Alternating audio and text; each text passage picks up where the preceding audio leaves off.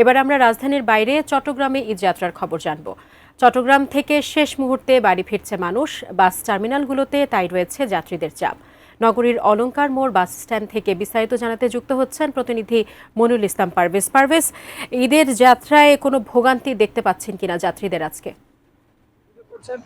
আগে যেটি 300 বা 350 ছিল সেটি এখন তারা 400 নিচ্ছেন, অর্থাৎ সরকারি ভাড়া 378। তবে এই যে দুই পক্ষের যে পাল্টাপাল্টি অভিযোগ, অর্থাৎ গাড়ি যারা চালান তারা বলছেন যে আগে যে ভাড়া ছিল অর্থাৎ ঈদের আগে তারা কম নিতেন, তবে সরকারি ভাড়া থেকেও কম নিতেন।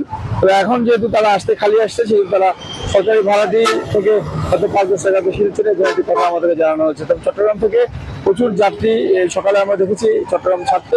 তবে সব মিলে এখানে বাস কাউন্টারগুলোতে যে অবস্থা দেখছি প্রায় 10 থেকে 15,000 যাত্রী চট্টগ্রাম ছাড়ছে। আপাতত অলংকার বাস কাউন্টার থেকে যে ঈদ যাত্রার যে খবর আমার কাছে এখান থেকে এতটুকুই রয়েছে।